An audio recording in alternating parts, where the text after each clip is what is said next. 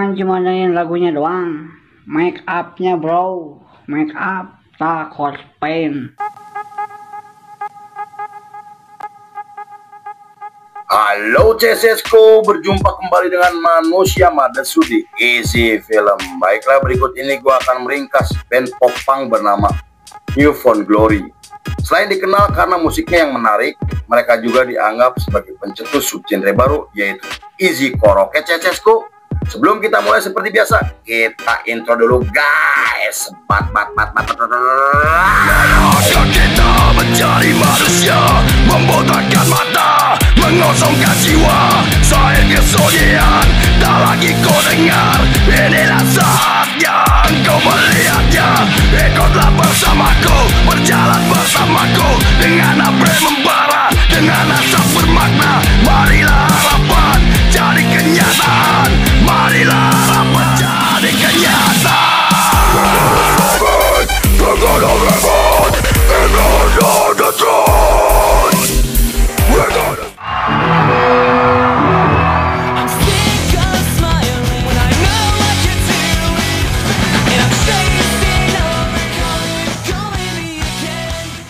Scene dibuka pada tahun 1997 ketika Jordan Pandik dan Ian Gruska memutuskan keluar dari band karena masalah pribadi.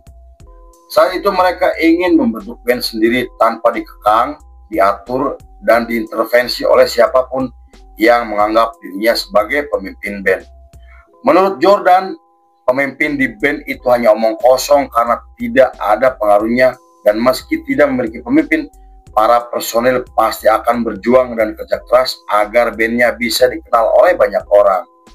Band sekelas Metallica menurutnya terbukti dikenal ke seluruh dunia meski tidak memiliki pemimpin band. Karena itu ia dan Ian ingin membuktikan jika band mereka bisa lebih dikenal dari band sebelumnya. Beberapa bulan kemudian ketika Jordan menghadiri acara reuni di sekolah, ia bertemu dengan teman lamanya bernama Steve Klein. Pertemuan tersebut membuat mereka kembali bernostalgia setelah tidak bertemu selama 5 tahun. Sebelumnya mereka berdua pernah membentuk band sekolah, namun bubar karena kesibukan para personilnya. Lalu sejak pertemuan tersebut, hubungan Jordan dan Steve menjadi semakin akrab, hingga sering terlihat nongkrong bersama, yang kemudian Jordan mengenalkan Steve kepada Ian yang telah ia anggap seperti saudaranya sendiri. Beberapa hari kemudian mereka bertiga berlatih di studio musik garasi rumah Ian, dan ketiganya memutuskan untuk membentuk band bernama New Found Glory. Nama tersebut diambil dari judul lagu milik band rock Amerika yang cukup dikenal di kalangan anak muda, dan mereka memilih nama tersebut karena terdengar aneh, lucu, dan mudah diingat. Let's go!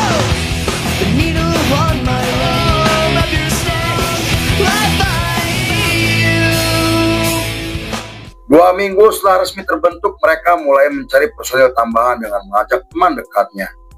Ian kemudian merekrut teman sekolahnya bernama Chad Gilbert, sedangkan Stephen berhasil merekrut Joe Marino atau yang lebih dikenal Taco Joe. Dengan formasi tersebut, mereka mulai menggelar pertunjukan di pensi sekolah yang membuat nama mereka mulai dikenal oleh para remaja. Formasi awal band tersebut adalah Jordan pada vokal, Chad Gilbert pada gitar, Steve pada rhythm, Ian pada bass, dan Joe Marino pada drum. Penampilan pertama mereka berhasil menarik para penonton karena aksi panggungnya yang luar biasa, dan kemudian mereka merekam lagu di apartemen dengan menggunakan alat seadanya. Pada tahun 1998, EP pertama mereka akhirnya resmi dirilis dengan menampilkan musik pop punk yang dikombinasikan dengan rock alternatif. Tak disangka EP mereka terjual habis hanya dalam waktu yang singkat hingga diproduksi ulang oleh label independen, dan untuk merayakan keberhasilan EP pertamanya, mereka menggelar tur singkat dengan menggunakan uang pribadi. Beberapa hari kemudian mereka merekrut seorang drummer untuk menggantikan Joe Marino yang memutuskan keluar dari band. Lalu berkat tur singkat tersebut, nama mereka mulai populer di skena musik underground, dan akhirnya mereka mendapatkan kontrak dari label Amerika karena tertarik dengan lagu-lagunya.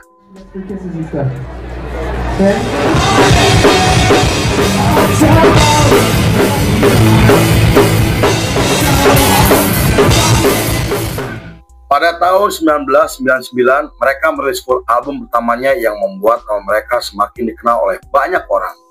Karena itu, salah satu pemilik label besar bernama Richard menemui para personel agar mau bergabung dengan label miliknya. Hal itu bukan tanpa alasan karena menurut Richard, band mereka memiliki potensi untuk menjadi band besar dan sangat terkenal. Bahkan saat itu, Richard bersedia membayar $50.000 untuk membeli lisensi album pertamanya, dan setelah memikirkan selama 2 minggu, mereka akhirnya menerima tawaran tersebut dan merilis album keduanya pada tahun 2000. Album tersebut menempati posisi 1 di tangga album Amerika dan menjadi album terlaris yang pernah mereka rilis. Menurut majalah musik asal Inggris, album tersebut digambarkan sebagai album pop-punk tercepat dengan kombinasi rock alternatif. Pengaruh musik mereka membuat nama mereka cukup dikenal di kancah musik punk di Amerika, dan mereka dianggap sebagai salah satu penerus Blink meski mereka sendiri tidak pernah mengakuinya. Pada tahun 2001, mereka tampil dalam festival musik besar yang membuat album mereka laris di pasaran.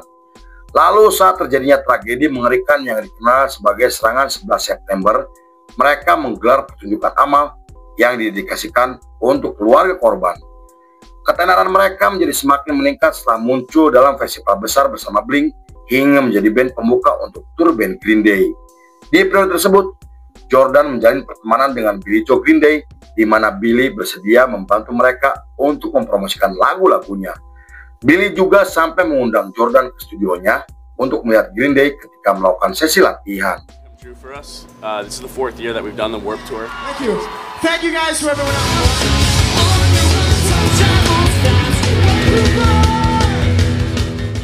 Berkat dorongan dan motivasi dari Billie Joe, mereka merilis album ketiganya yang menjadi nomor 1 di 2 negara pada tahun 2002. Selain 2 lagunya menjadi populer di kalangan anak muda, mereka juga tampil di festival musik tahunan yang membuat nama mereka menjadi semakin terkenal. Bahkan beberapa majalah sampai membandingkan musik mereka dengan beberapa band lainnya seperti Simple Plan. Namun saat diwawancara, Gilbert mengatakan jika ia tidak suka bandnya disebut band pop-punk.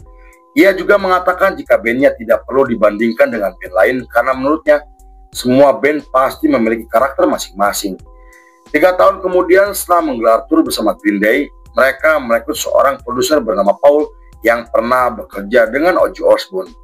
Di periode tersebut, Gilbert mengaku kepada media jika dirinya merupakan penganut ideologi atau gaya hidup straight edge karena ketika ia SMA, dirinya pernah melihat salah satu temannya overdosis narkoba tepat di depan matanya. Meski tidak meninggal dunia, namun kejadian tersebut membuat dirinya mulai menjauh dari alkohol dan sangat anti terhadap narkoboy.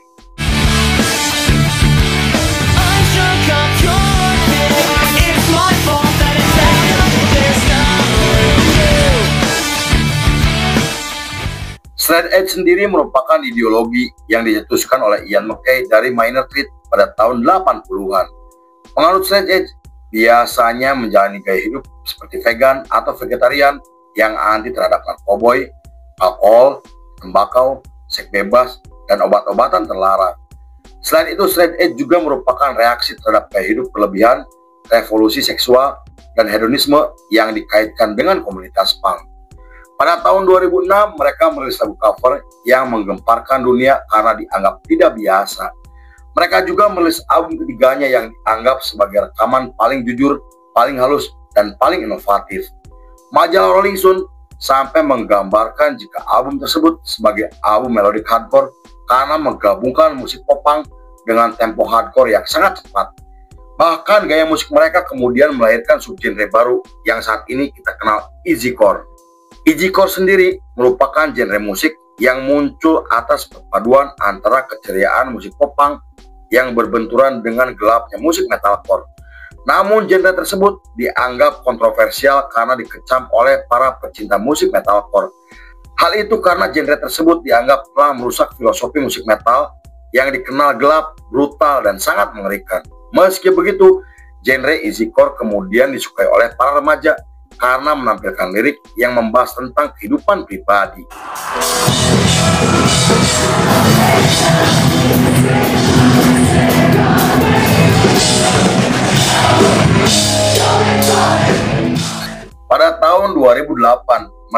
mereka membentuk band proyek di mana Chad Gilbert sebagai vokalis utama. Selain itu, semua personil band tersebut menggunakan nama samaran seperti Gilbert yang menggunakan nama Captain Straight Edge. Hal itu mereka lakukan untuk menutupi identitas asli mereka sebagai personil New Found Glory, dan kemunculan mereka langsung menarik perhatian karena menampilkan musik hardcore dengan lirik komedi. Lalu setelah merilis demo pertamanya, para personilnya kembali fokus dengan New Found Glory untuk merilis EP terbarunya. EP tersebut dirilis masih di tahun yang sama yang berisi materi baru dengan suara melodik hardcore khas mereka. Mereka juga merilis lagu cover untuk album kompilasi dalam upaya penggalangan dana. Sepanjang periode tersebut sampai tahun 2010, mereka telah menggelar banyak pertunjukan dan merilis album ke-6-nya yang berhasil sukses secara komersial. Mereka kemudian merilis album Speed untuk pertama kalinya bersama band hardcore punk. Meski mereka sibuk dengan jadwal pertunjukan yang sangat padat, namun para personilnya terlihat santai dan memulai karirnya masing-masing. Seperti Gilbert menjadi produser musik sekaligus musisi solo, kemudian sang drummer bekerja di perusahaan properti, hingga Jordan membuka studio tato karena kecintaannya terhadap seni tato.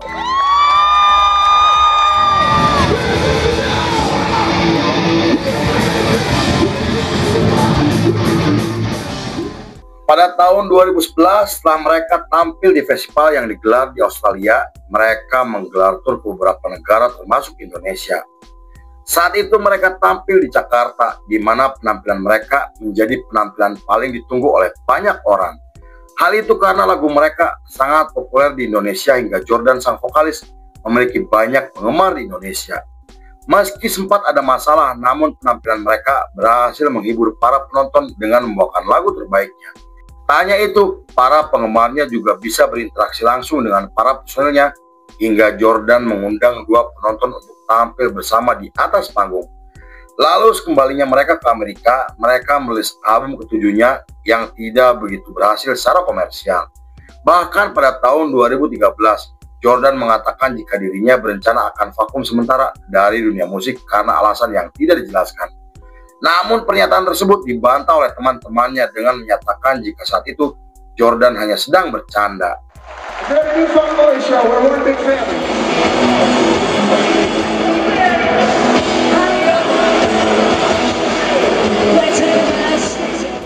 Pada tahun 2014 muncul kabar yang menggemparkan ketika Steve Klein ditangkap atas tuduhan pelecehan seksual terhadap anak di bawah umur. Ia dituduh melakukan pelecehan anak 14 tahun hingga memiliki koleksi foto porno yang menampilkan anak di bawah umur. Hal itu membuat New Found Glory menjadi sorotan banyak orang hingga dibahas oleh media internasional.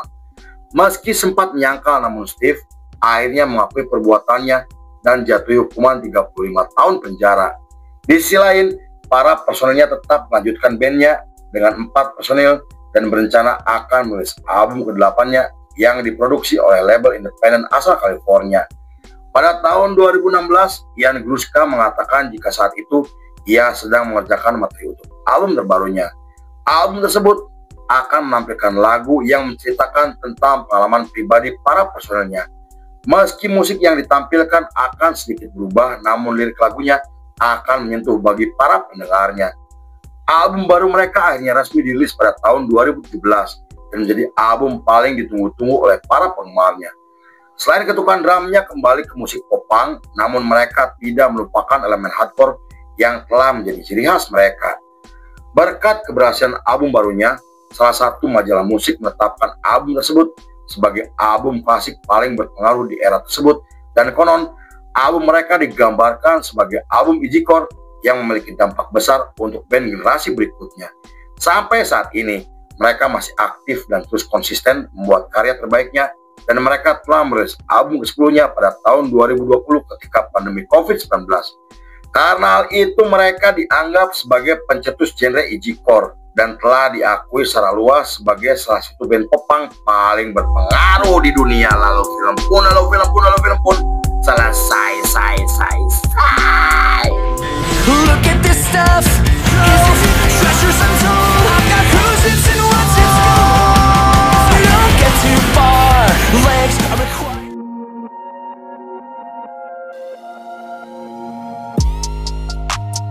Musik popang itu tentang kebebasan, semangat, dan tetap tersenyum meski dunia tidak selalu ramah. Baik, tukang cuangkio. Oke, CSku, terima kasih sudah menyaksikan ringkasan ini gak selesai. Saya beserta jajaran Beranda Malam kembali pamit undur diri, sampai jumpa di episode berikutnya. Bye bye, hampura, bye lo, white CSku.